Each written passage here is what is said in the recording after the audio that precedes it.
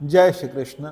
गीता का 45वां श्लोक और अध्याय दूसरा, जिसमें भगवान कृष्ण ने अब त्रिगुणों की बात की है और भगवान कह रहे हैं त्रिगुण्य विषया वेदा निस्त्रेय गुण्यो भवार्जुना निर्द्वंदो नित्य सत्यस्यो नियोगक्षेम आत्मवान। कि हे अर्जुन, ये जो वेद हैं इन्होंने ये बताया है कि सृष्टि का जो संचरण हुआ है, सृष्टि का प्रारंभ हुआ है, ये 3 गुणों में ही हुआ है। 3 गुण का क्या मतलब है? 3 गुण का मतलब है हमारे यहाँ 3 तरह के गुण आते हैं। एक सतोगुण आता है, रजोगुण आता है और तमोगुण आता है। कहा जाता है कि जो सतोगुणी व्यक्ति होता है ये इन तीनों गुणों में ही हम रहते हैं। कि सतोगुण के अंदर क्या स्थिति होती है कि जब मनुष्य सतोगुणी होता है तो उसको जो है वो कहीं किसी तरह से भी आलस्य नहीं आता, उसका मन सदैव शांत रहता है, वो शांत मन से काम करता है। किसी समय अगर वो ध्यान में भी बैठना चाहे तो वो बैठ सकता है, किसी पूजा में बैठना चाहे बैठ सकता है, पर उसका मन जो है पूर्णतः शांत रहता है। ऐसा व्यक्ति जो होता है वो सतोगुणी होता है।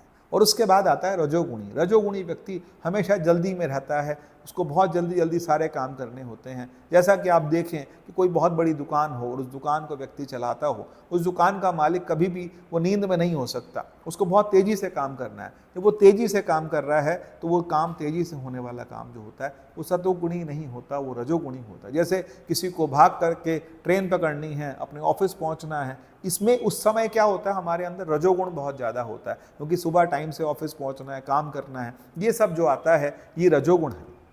और एक होता है तमोगुण। तमोगुण जो होता है मनुष्य के अंदर निद्रा के समय तो होता ही है, लेकिन निद्रा वाला व्यक्ति भी, सतोगुणी व्यक्ति निद्रा में भी होगा, लेकिन अगर उसे कोई आवाज़ मारेगा तो वो एकदम उठ के बैठ जाएगा। लेकिन तमोगुणी व्यक्ति जो है वो हमेशा जो है कलह कलेश करता रहता है, वो उठना भी नहीं चाहता, उसको सोते रहना है, उसको आराम करना है, या फिर उसे कहें कि वो आलस्य से भरा रहता है, वो तमोगुण है।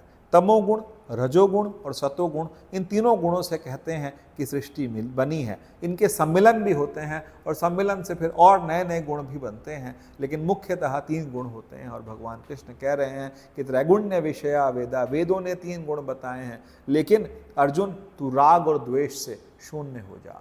शून्य होने का मतलब क्या है कि तू इन तीनों गुणों में मत वर्त, क्योंकि ये गुण जो हैं ये इंद्रियों के हैं, ये तेरे नहीं हैं। और निर्द्वंद हो जा। निर्द्वंद होने के बाद एक समत्व स्थिति में आ जा। समत्व श्लोक का मतलब होता है कि ना मैं किसी भी तरह के कार्य के लिए बहुत ज़्यादा प्रवृत्त हूँ, ना बहुत ज़्यादा निवृत्त हूँ, ना मैं पूर्णतः निवृत्त हूँ, ना पूर्णतः प्रवृत्त हूँ, बस मैं निर्द्वंद हूँ। और वो काम मुझे करना है, वो कर्तव्य मुझे जो करना है जो कि धर्म सम्मत हो, जो धर्म सम्मत होगा वही कर्तव्य कर्म है और वही धर्म है। तो भगवान कहते हैं, एक और बात भगवान ने बहुत सुंदर कही कि अपने क्षेम का मतलब होता है कि मेरा आगे क्या होगा। मनुष्य को हमेशा एक डर रहता है जीवन में कि मेरा आगे क्या होगा, मेरे जीवन का आगे क्या होगा, मैं कहाँ पहुँचूंगा, मुझे कहाँ पहुँचाया जाएगा। तो भगवान ने कहा कि इस क्षेम की चिंता मत कर, क्योंकि ये क्षेम जो है, ये योगक्षेम जो है, ये मैं संभालता हूँ। भगवान बहुत सुंदर कहते हैं, गीता में ही कहते हैं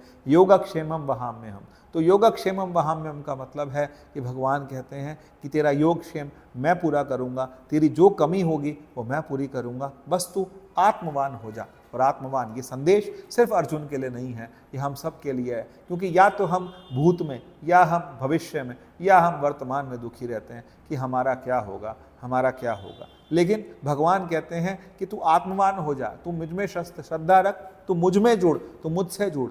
तो मुझसे जुड़ेगा तो अहम त्वम सर्व पापेभ्यो मोक्षयिष्यामि मा शुचा, मैं तेरे सब पापों को खत्म कर दूंगा, मैं तुझे सब पापों से मुक्त कर दूंगा, बस तू मेरे से जुड़ जा।